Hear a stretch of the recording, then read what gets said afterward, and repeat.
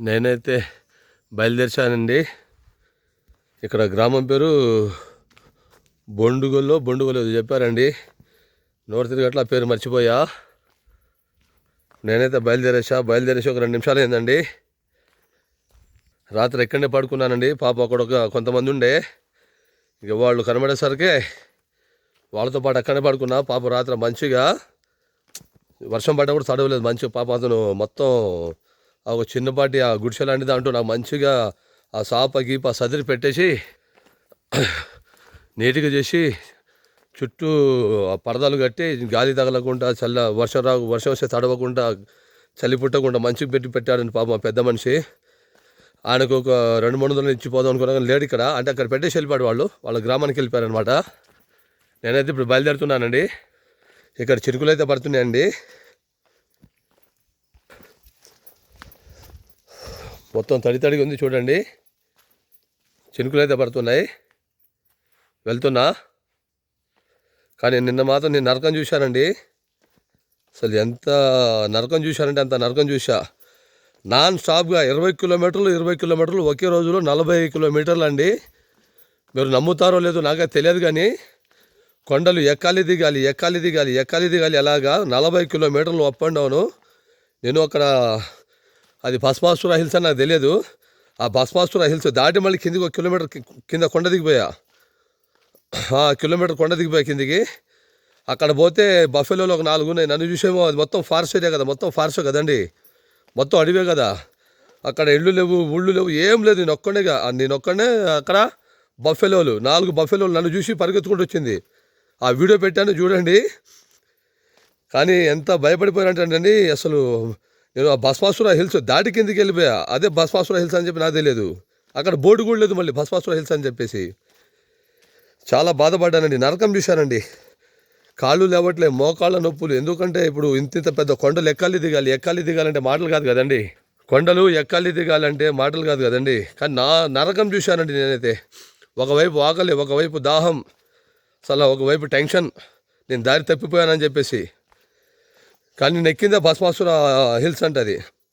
మరి అది భస్మాసుర హిల్స్ అంటే మనకు అక్కడ బోర్డు ఏదో పెడితే మనకు అర్థమైంది కదండి, ఇదే భస్మాసుర హిల్స్ అని చెప్పేసి. ఏం లేదు, ఆ దారి ఎడిపోతే అట్నే వెళ్ళిపోయా.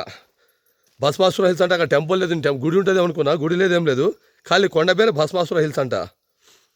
ఇప్పుడు ఇక్కడికి వచ్చిన తర్వాత వాళ్ళు చెప్పారు ఇప్పుడు నాకు.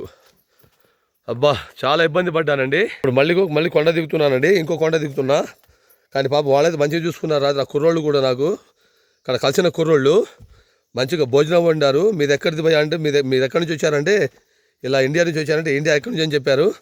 ఇలా హైదరాబాద్ నుంచి వచ్చాయని చెప్పారు. అరే హైదరాబాద్ బిర్యానీ ఫేమస్ కదా భయ్యా అని చెప్తారు.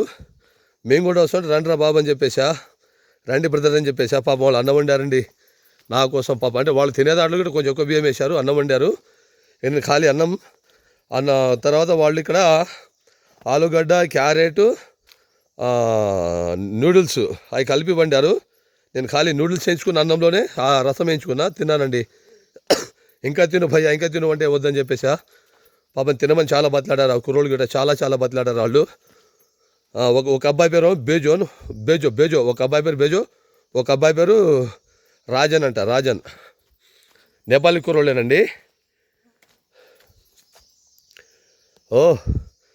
ఆ కొండ అయితే దిగుతున్నానండి. కానీ మంచిగా చూసుకున్నారండి పాపం, నాకైతే చాలా మంచిగా చూసుకున్నారండి.